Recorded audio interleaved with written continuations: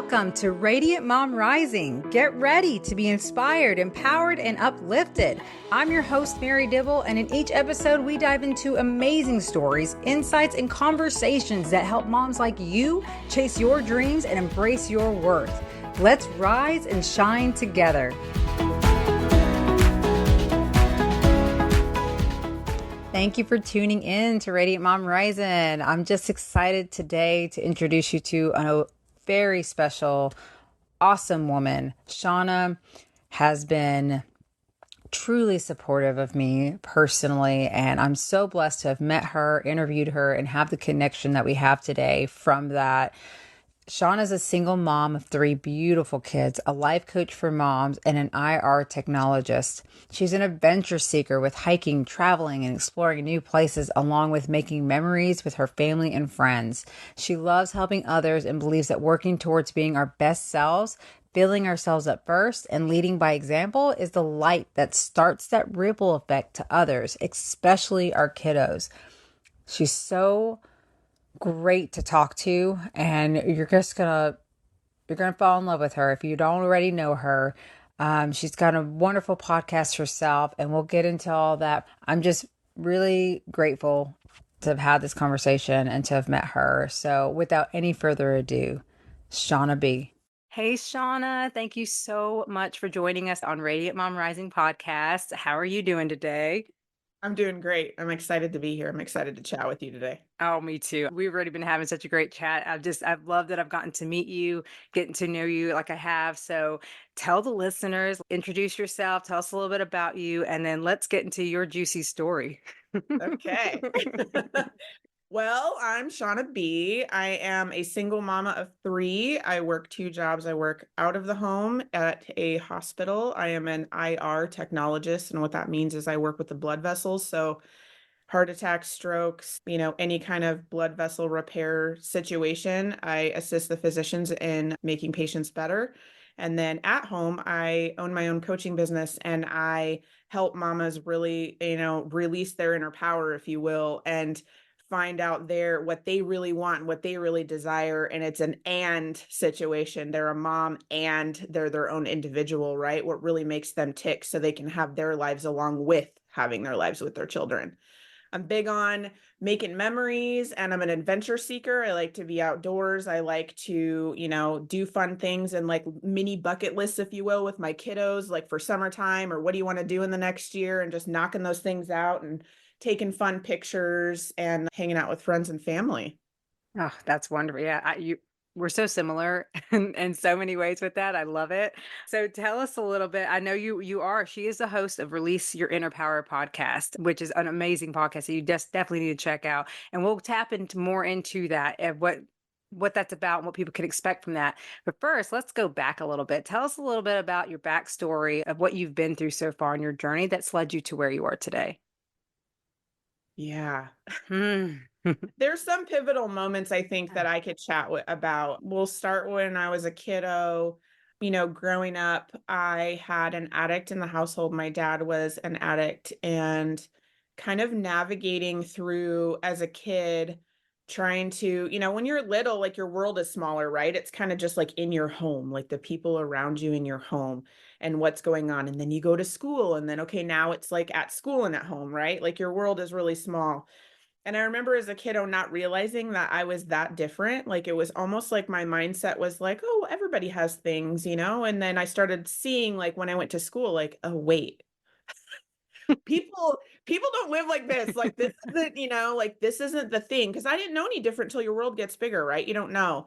And then when things started getting worse, it was like things were scary. And then it was like an opposite effect of like me being just like, oh, everybody's like this, to wait, nobody's like this, to being like, wait, I don't even want to talk about this because I didn't know what other people would think or say or do or anything. And so it was just kind of like I just kept it all inside. I just like kept my story to myself.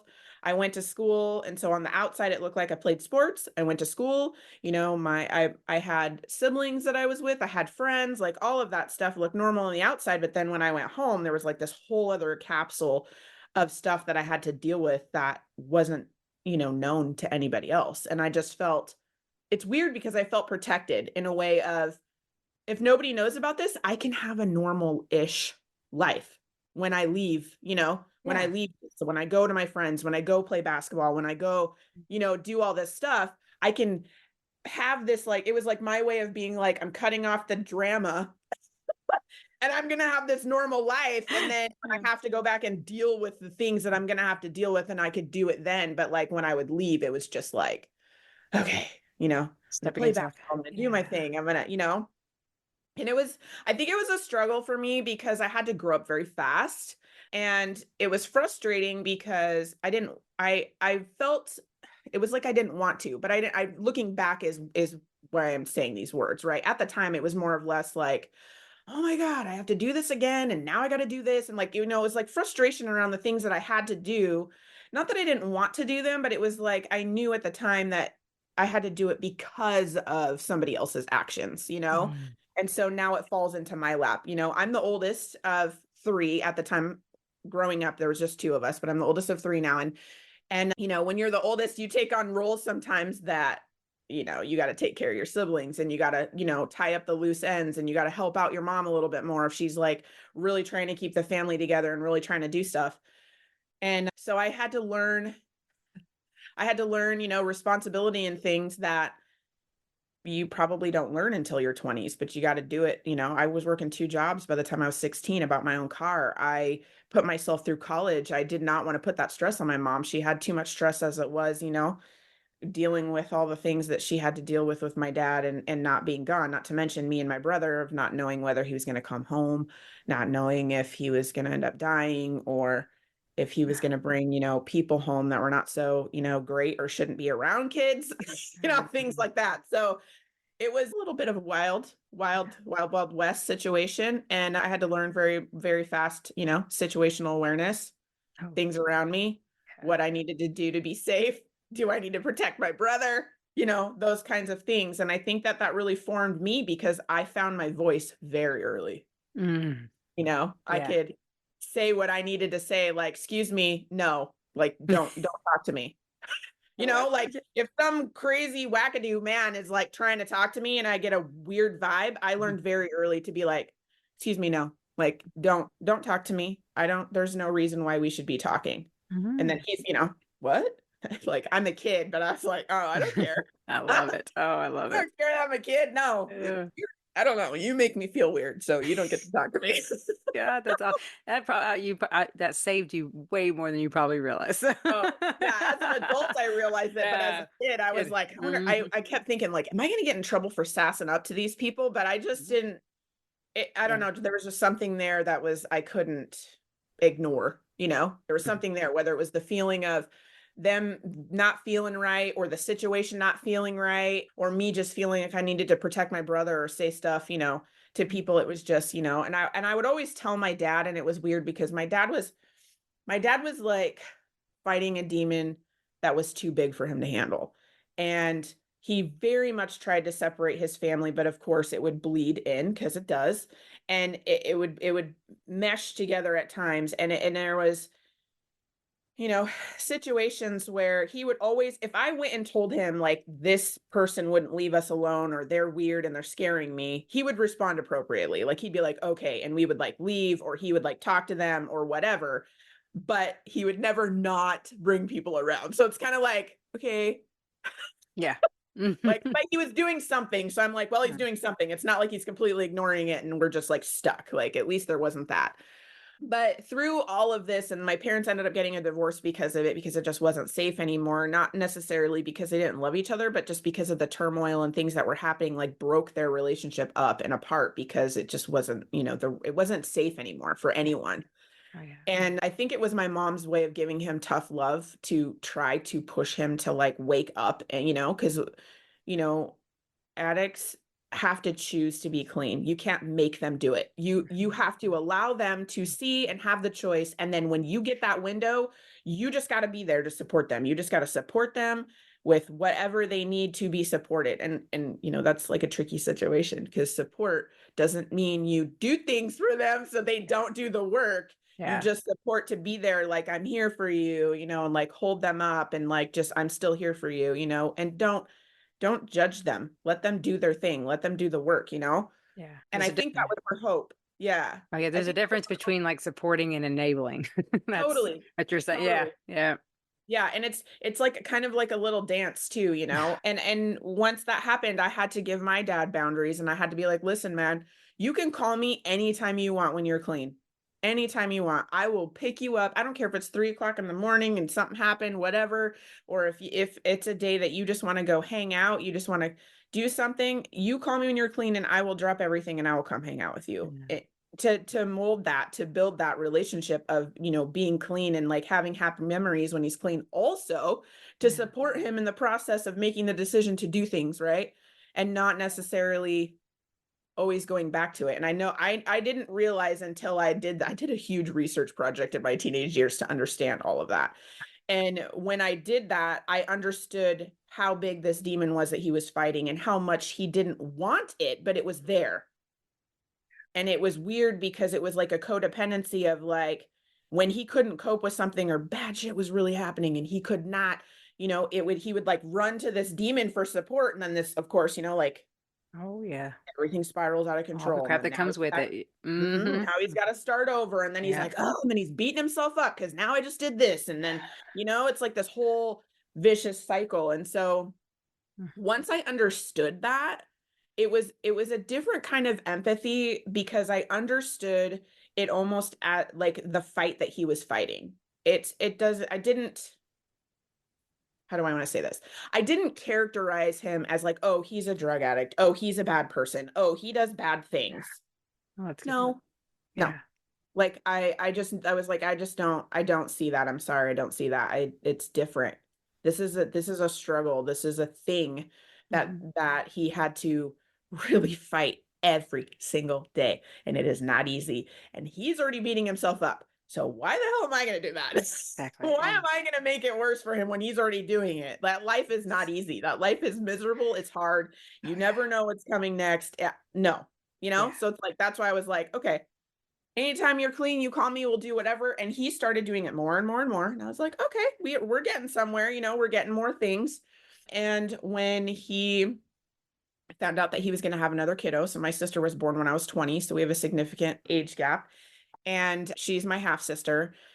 And when she was born, he like flipped the script and was like, you know what? This is my chance to have another chance. This is my I love chance her. to do it right. This is my chance to do whatever. And so he like jumped on that. And so, you know, then here comes the village to try to like support him and be like, okay, this is what we're going to do. And he did a really good job with it. And my sister got some really freaking amazing times with him as a kiddo that, you know, weren't always there, but she doesn't know that. So I'm very grateful for her that she had a different kind of life with Yeah, him.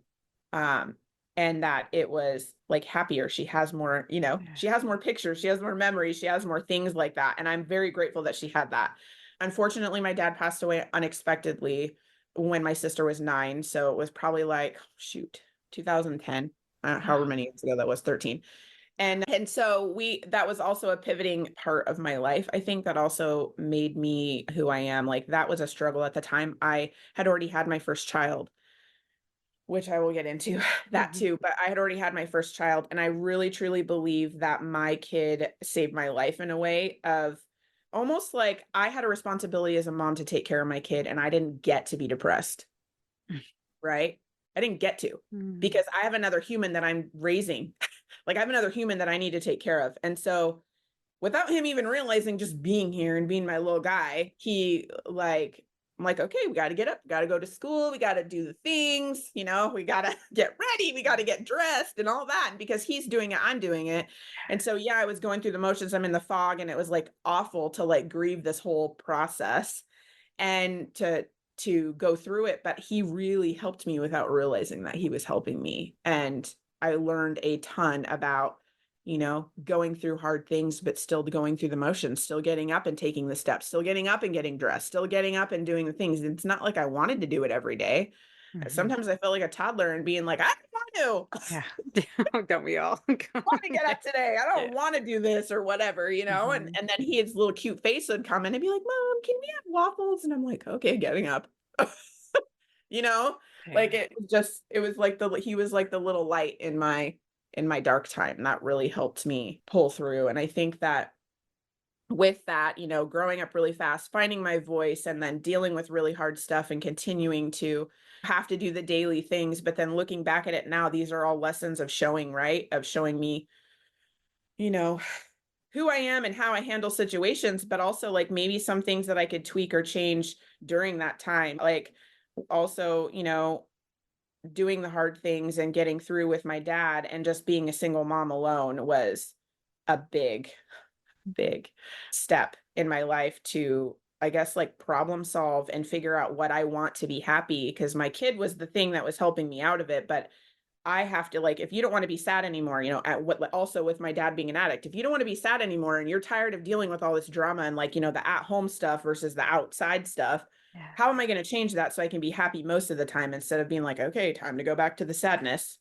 Nobody wants to do Yes. that, right? So I had this, not realizing it, I had a practice of going in and finding what was, what would fill me up, what would help me be happy, what could I do, on the outside world. And so I started journaling a ton. Like I'd always write out everything, get everything out of my brain, and then decide basically what's for me and what's not for me, and then trying it and going with it or not, just to see what makes me feel happy, like moving my body, journaling, talking to a friend, and then going out and seeing somebody, like hanging out with a girlfriend or going and visiting a family member or what have you, little teeny steps of like helping myself get back to me, helping myself fill myself up when things are good, also to be prepared for when things are bad. Right. Mm-hmm. Right. I'd say probably, another thing for me that kind of formed who I am today is probably my story as a mom. I met my kiddos. I have three kids, 17, 9, and 7. They're all from the same dad. And so I have a unique story with that. I met him when I was 21 and we were together for like 4 or 5 years. I was completely on a different page than him. I had a career at 21. Because of my upbringing, I'm like, I want a real paycheck. I want to be able to support myself. I don't want to be living paycheck to paycheck and stressing out anymore, So I really drove myself to like get my career, get my job, all this. So here we are like 24, 25, and I'm like, okay, are we just going to date? Like keep dating? I mean, what's the plan here? Like, are we doing anything? Like, are we not doing anything? We had like a really serious conversation, and his life was completely different and he was not ready. And he was a person that didn't really get to experience life really at all until 19. He had a really strict household and he felt like he needed to experience a lot of things in his life. And we split up, because I was on a different page than him. And we thought that was the best option at the time, not knowing I was pregnant with our first child. Yeah, it's funny how things work out, Yeah. huh? Yeah, and then I found out that I was pregnant. I'm like, oh crap, man, I gotta call this guy. We just broke up, like it's only been like a month, and oh man, how's he gonna take this? Because for me and how I operate is like this kiddo picked me to be his mom, so this kid's happening, like he's coming, right? So I'm like, I didn't know it was a he at the time, but I'm like, this kiddo's coming. And I basically told him, I was like, you're in or you're out, but you're not yo-yoing. So you can I'm giving you the option. Like if you're not ready for this, it's fine, but then you need to just sign your rights over, or if you're in, you're in. Like, okay. And he's like, yeah, and he chose in. And we were, my pregnancy, I was single. We didn't get back together just because we were going to have a baby. That was, I was very much like, that doesn't change how we feel or what we want to experience. That's not going to change anything just because we're having a baby. Yes, we're going to have to co-parent them, but that doesn't mean all of a sudden we're on the same page, right? So I didn't want to force anything that wasn't actually there. And so for almost 5 years, we were like, I got pregnant, had him. He had to help me after I had him because he was huge. He was a 10-pound turkey, and I couldn't lift him because I had him C-section. Oh. So he had to be around to help me, bring him to me, change, any picking up situation. Yeah. I had to have someone else do it. So he was around a lot in the beginning to help me, with our kiddo and like do all of that. And then once I got healed enough to a point where I could take over, then he went back to his space that he was living at. But it was like, I was grateful for him to be so like involved in the Yeah. beginning and being there and all that, because that would have been more of a struggle with me doing by myself without how do you do that? I would had to have had help, right? There's Yeah. no way you can have a baby and not pick them up. Exactly. Exactly. And again, it's funny. See, it just goes to show you how things just work out, right? Yeah, Yeah. yeah.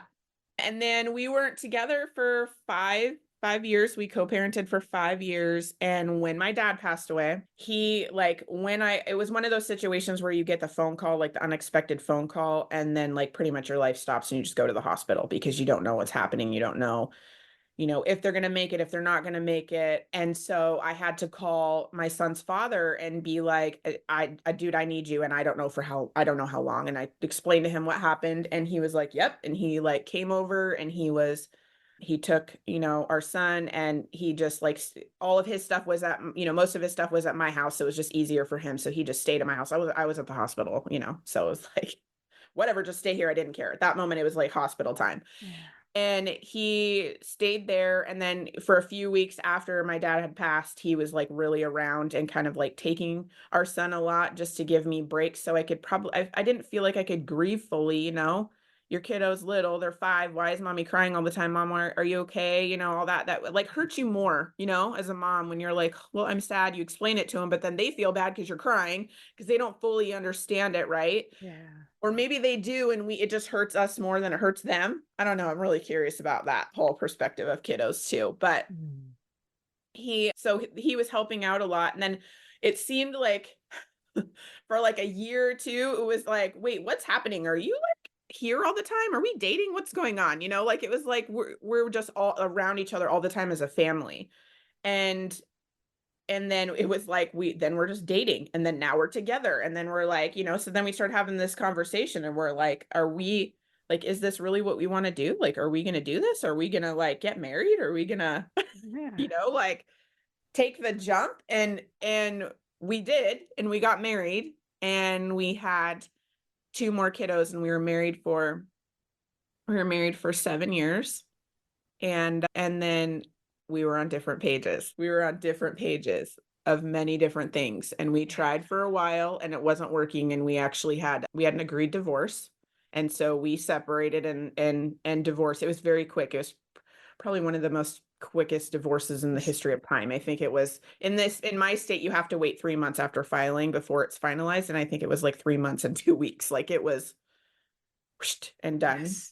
I think it was because it was like agreed, and you know, which I'm grateful for that it was easy, because I can't empathize enough with people when they're like 9 months and a year in this whole like process of holy moly. I can't even imagine how hard and difficult that could be. I was very thankful that it was quick and fast. And then I have, been with my kiddos for a few years by myself, but I wasn't scared to do it because I'd done it before. I Yeah. just had a couple more little people that I was providing for. So in a way, I had a little bit more a little bit more knowing, right, that I was capable of doing that by myself. Plus, setting myself up back in my 20s, my early 20s, with my career, because I didn't want to be somebody that had to depend on someone else for my well-being. Yeah. I had to. It was like a non-negotiable for me.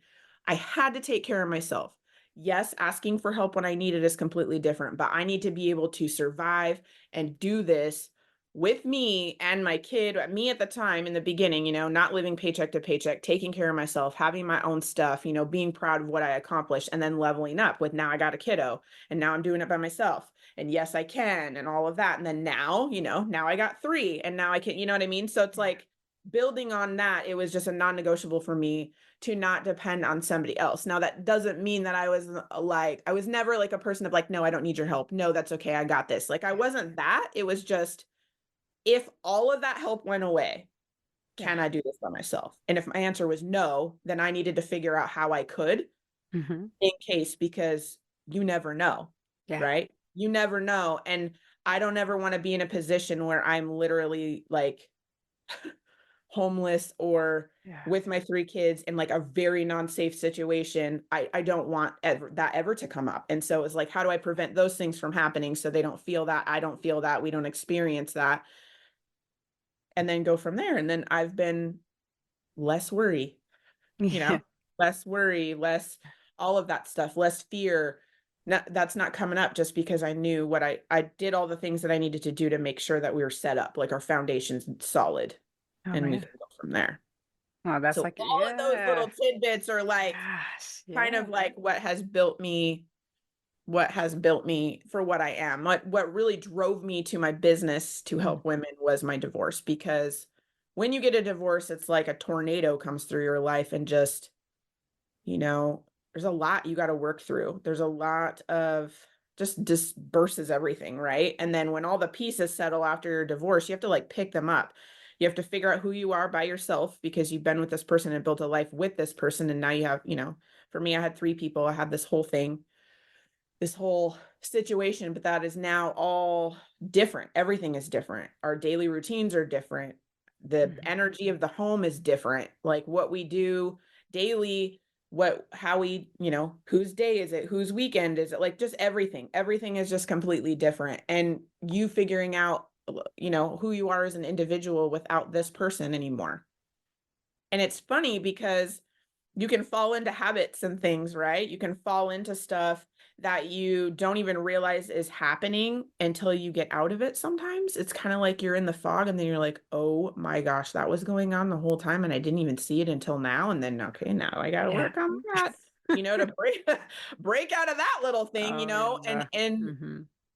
and really, and I found like I need to find out, I need to go back to what I knew, right? I need to go back to what fills me up, what makes me happy. Because Hmm. when I'm full and I'm happy, I'm going to be there. I'm going to be able to show up for my kids at Yeah. 100%, not at 10% and being like, oh, I'm only giving you what I got left. I didn't want to Yeah. do that. I wanted to be there. Like if something's happening, fully there for them and help them and figure it out, together. I want to, be able to do, like, I want to be able to play with them like when they want to. Like my middle kiddo plays soccer like a crazy man, and he Oh. and he always wants me to play. And so I'm like, if I don't take care of myself and do what fills me up, I'm not gonna have the energy to play. And I'm gonna always be saying, oh man, I can't do that. I can't do Yeah. that. I'm too tired. And then that's what he's gonna remember. Mom was always too tired. Do I want that? No. No. Right. And Hmm. so I'm like, what fills me up? How do I get myself back on track? How do I get myself to where I'm like kind of like a young in a way of where I can like move and do things and, keep myself healthy so I'm here for them, like Yeah. all of that stuff. And I had to really change my thoughts.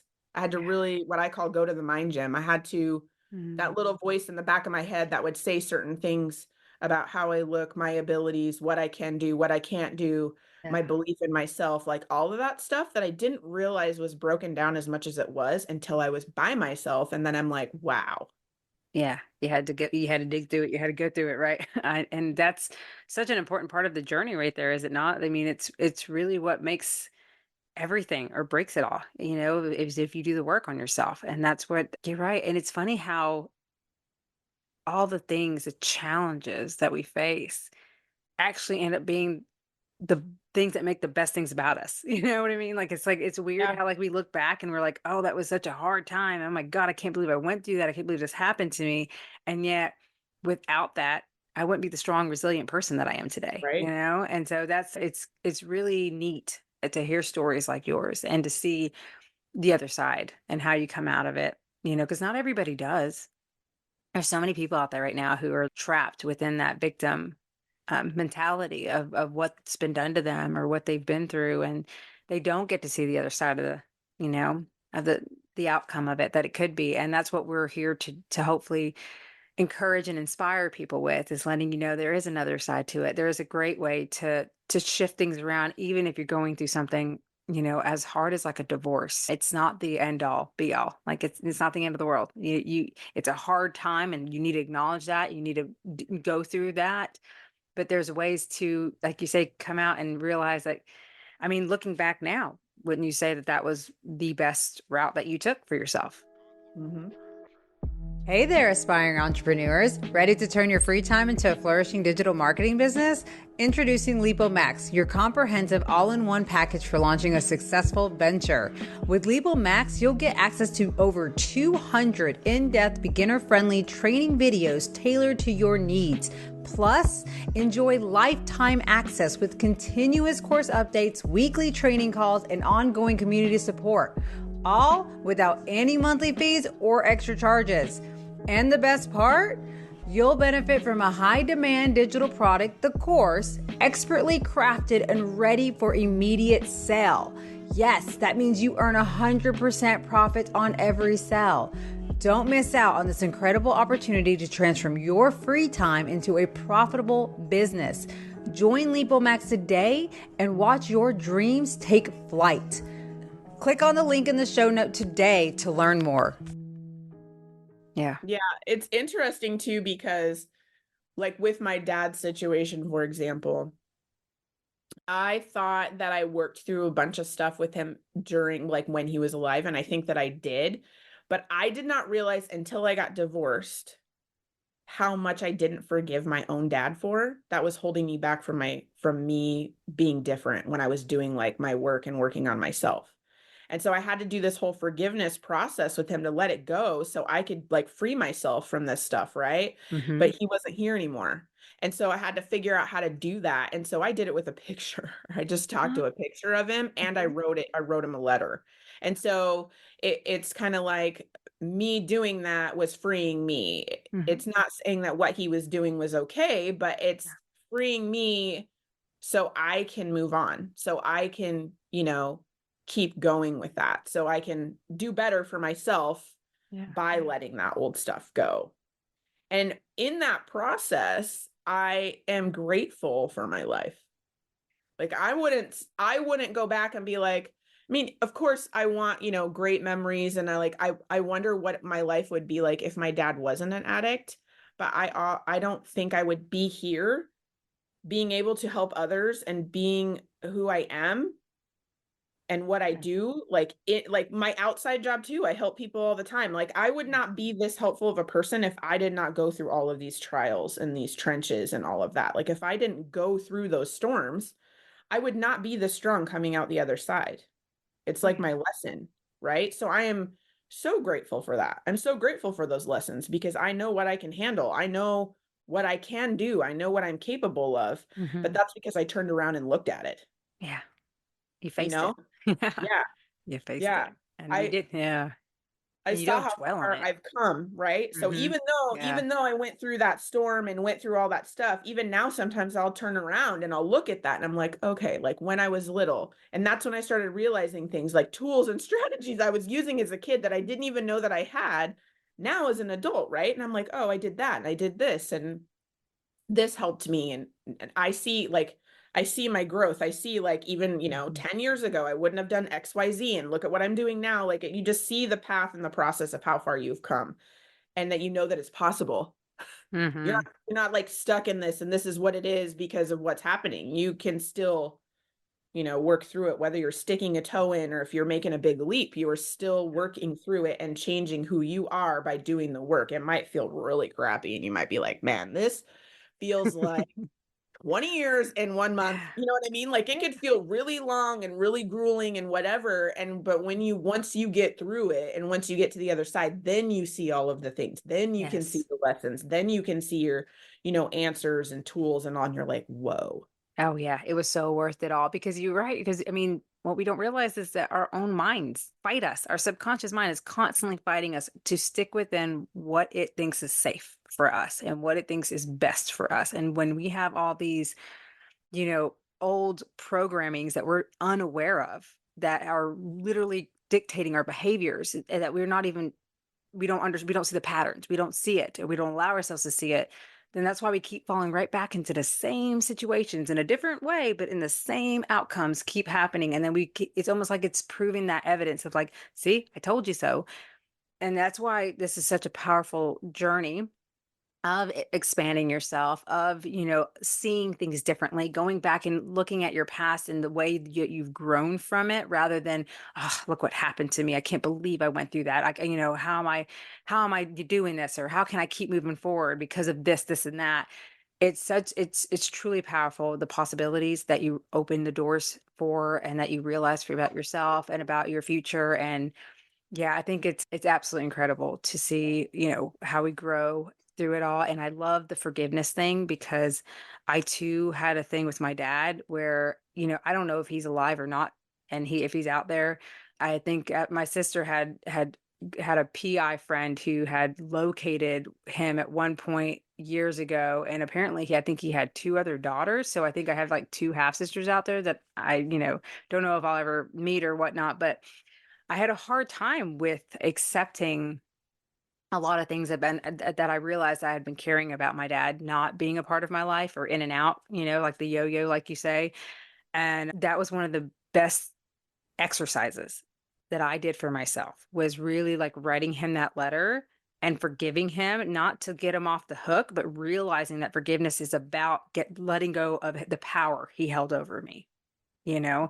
And I love that you said you went through that exercise, because for some of us, the parents could be alive out there, but you'll never know, so as far as I'm concerned, he might as well be dead. So that's awesome that you two had a similar experience, and seeing how helpful that was, regardless of the reality of your dad not actually being here, that it's still just as powerful to release that and understand that that's what it's for. It's for you and your growth, so you can move forward and step more into the woman you're meant to be. Because look at you, Yeah. and your children. Can I ask, like, what was like? I can't imagine, like, so you already had this distance with their ages and stuff, and what was it like for them? How did you help them through that process of? I mean, I'm guessing the dad. You said you guys still co-parented, right, after the divorce. I mean, how was it? How old was your youngest ones? Well, after the divorce, Hmm. ooh, I think my daughter was a year old. So they were really young, so they didn't Big. really have that chance to actually have that bond with him together or whatnot. So it was the older one who probably had it harder. Yeah, so the middle one kind of remembers some things. My daughter doesn't remember us being together ever. Okay. But my oldest has had, he started with me by himself, Oh, so he's right? kind of, yeah, It yeah. was just me and him, and then he had us together, but with how many years we have been separated, he's had more years of us not together than together. Okay. So it's interesting because if you ask, Yeah. it's a little bit of a dynamic over here, but if you ask him, he would be like, no, I'm good. I'm good like this. Yeah. He- he's seeing it and knowing, all of the, he knows, he saw, he's been through the process, and it's better like this. He is completely fine and happy with the way things are right now. Yeah, I bet so. Why? Because his parents are happier. And there's Yeah. nothing better for your children than when their parents are happy. And that's, like what you were saying earlier about the toddler, and how when they see you cry, you wonder, how is it, how does that come off to them? I mean, I can imagine, as a toddler, all they know is that that's sadness, that something's hurting. And so all they care about is, I don't want mommy to hurt. I don't Mhm. want mommy to cry. And they probably feel a little sense of, responsibility, or for all we know, maybe just feel like, I want to help her. Cause I know my son dealt with that with me a lot when he was younger. I went through a phase of getting bullied in a workforce place that I was at, and I couldn't help it. I would try so hard not to come home and cry, but I would sometimes. And I remember him just having, like, feeling like he had to comfort me. And I used to feel so bad. Like, you're my son, you shouldn't have to comfort me. But he just wants me, they just want us to be happy. Ultimately, that is the best thing we can ever do for ourselves, is truly find the happiness within ourselves, and understand that, yes, life is going to suck sometimes. Life is not going to always go as planned, but it can turn out so much better, especially when we allow ourselves to really receive what we deserve, and not have this guilt around it, not have this shame that we're not allowed to want more. We're not allowed to believe that we could be up on stage, that we could have that $1 million businesses or whatnot, that that we're selfish to want to take some time for ourselves and not do certain Right. things and be responsible all the time. And so I think that's something I know for me, that has truly transformed my relationships with my kids, with my husband, with myself, with everything. And I'm excited to see how it's going to keep growing within me, how I'm going to keep learning and bring more and more value to moms. So, so I love meeting women like you because it seems like I can tell you're on that same journey, and everything you've gone through has made you so strong and so amazing. And I'm excited, just excited to be here with you. No, thank you. You're so sweet. Thank you.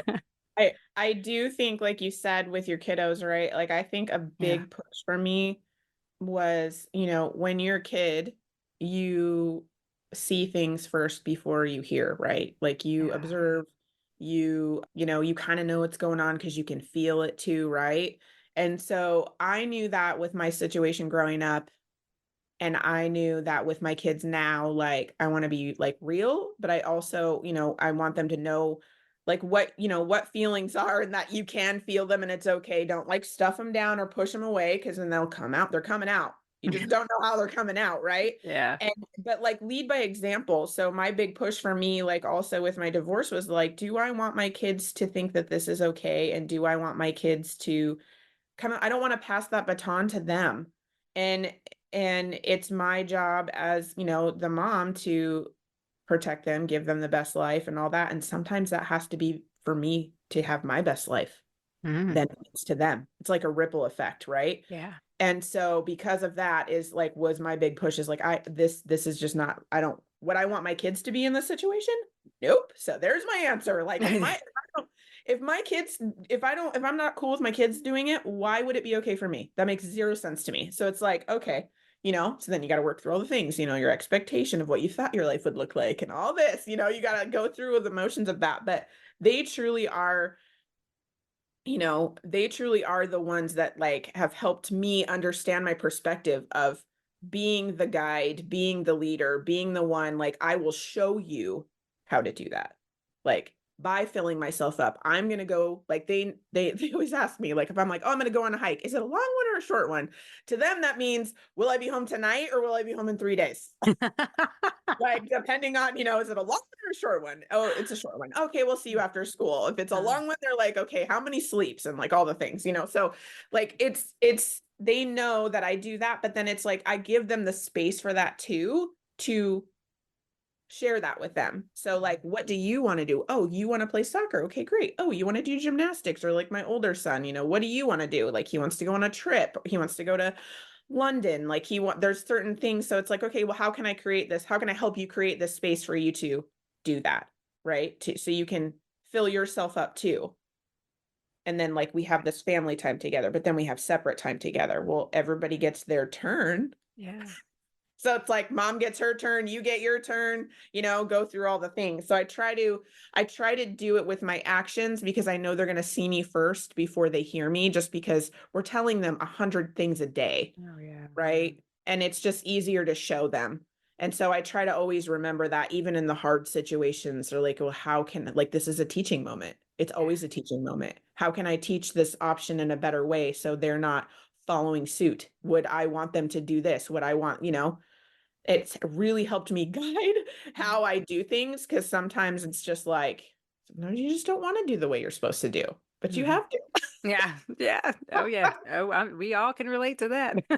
Yeah, you have to. Yeah. But but it's nice because you're, being on the parenting side now. I remember as a kid, I hated it. I hated being told. I hated doing chores. I hated doing all that stuff. But at the same time, I get it, and I do my best to communicate that with my son. Right now, my oldest son. My youngest ones are just now kind of learning little responsibilities in here and there as they get older. But you know that this isn't a punishment. This is life, and that everything you're learning right now is all going to help you when you become an adult to take care of yourself, be responsible, have a good life. Because I just, for me, I refuse to have one of those kids that come home and is like, mom, do my laundry. Like, I just, that's just me though. Like, I Right. mean, no judgment on anybody who does that, but I want my son to be, the best husband, the best father. And the Mhm. only way to him to do that is to be what I think, women want. And what women want is a man who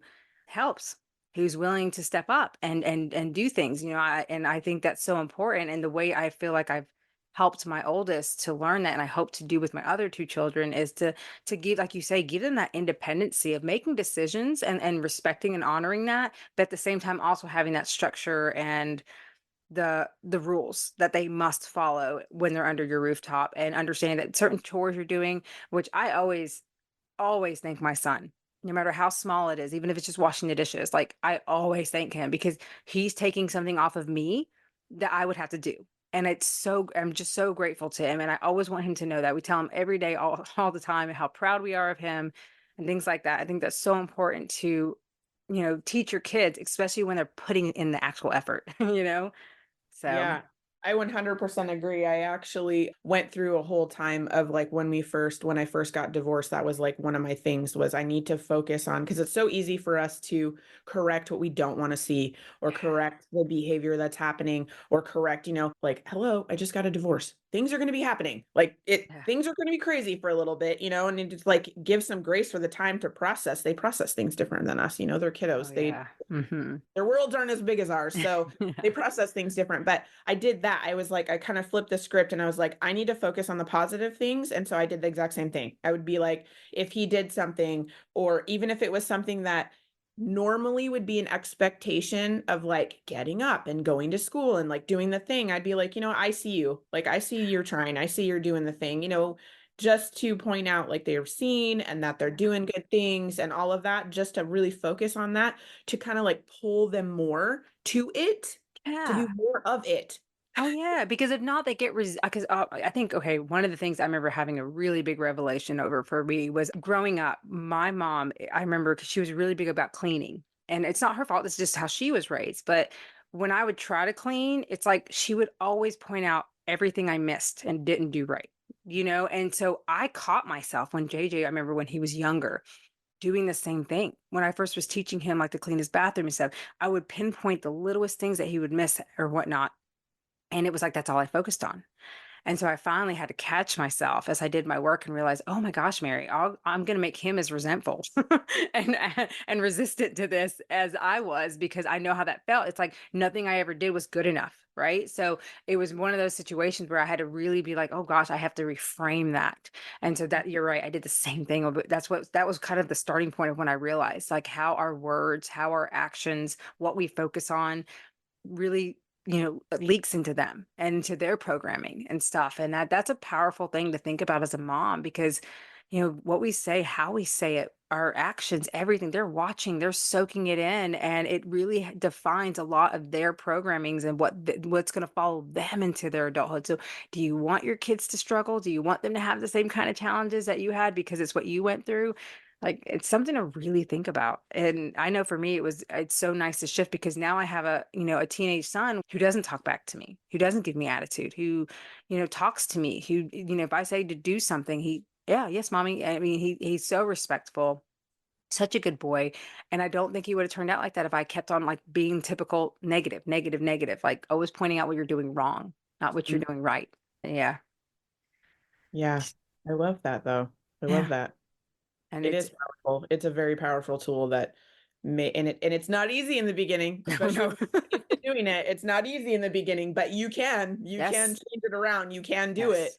You just got to do it. And then when you start seeing the results, you're like, oh yeah, I'm gonna Yeah, keep doing that. Because you just exactly. start seeing Hey, stuff. It's and great. what you're saying right there goes into every aspect of your life. You want a new habit, you want to make changes for your life. Yeah, it's not going to be easy, like in the very beginning of putting yourself out there and getting started. But once you do, it's like any other thing of building a habit. It takes that repetition and just keep pushing through it. And the next thing you know, you're going to be on autopilot. Mhm. One of the things I love telling people is like, think about your job. When you first start a job, you have no clue what you're doing. You don't know these systems. You don't know, but what's it like a week later? You kind of a little familiar, right? It's okay. I'm getting it. Now think 6 months down the line, you're just on autopilot. Just, yeah, you know everything. You're showing somebody else how to do stuff, right? So Yeah. I wish we could all look at that for our own lives, and anything we want. Anything you want is all going to be foreign when you first look at it. But if you allow yourself to be stretched and to just try it and just do it and then stick with it, even if it's a little tough in the beginning, next thing you know, it's going to be so easy. And you're going to be like, oh man, I remember when I first started and I it's so Yeah. empowering. It's so empowering. And, going on that, I would love to hear more. Tell the listeners more about your podcast as well as what kind of programs you offer as a coach as well, if you want to share a little bit about that. Oh, sure. So my podcast, as you said, is Release Your Inner Power podcast. I have kind of two aspects to it, but mainly it's about giving encouragement, motivation, and sharing stories of momhood or what women have gone through and come through the other side, like gone through the trench, right? And come through the other side, sharing what they do as moms, like what their momhood actually looks like, what they've worked through. Or women that have come on that have like amazing things that they can offer women to like boost them up, boost their week, boost their month. I have so many different kinds of things. Like I have closet auditors. I have a lady who has a journaling company. I mean, like all of this, all of these amazing things. I have an organizing person that's going to be released soon. Like just all this stuff that can like help you clear all the clutter and clear all brain clutter, physical clutter, people that I have another trainer that's going to be coming on too that she does personal training. She does it virtually. She does all this stuff and that can help you move your body. Just whatever can better women's lives Yeah. is what my podcast is about, whatever that may be. Yes, love it. Love it. That's awesome. That is awesome. And then when with your coaching program, so tell us a little bit about like, do you have any offers right now? Yeah, so I have this coaching program. It's called the Mind Gym Method, and it's literally about your thoughts. And I call it, for me, I call mine my brain dragon. That's the voice that you hear that swoops in and tries to keep you on that hamster wheel and keep you in the familiar because its job it is to keep you safe, but we're not like back in caveman days where we have like saber-toothed tigers chasing us. So we have to evaluate what is actually safe and what is not.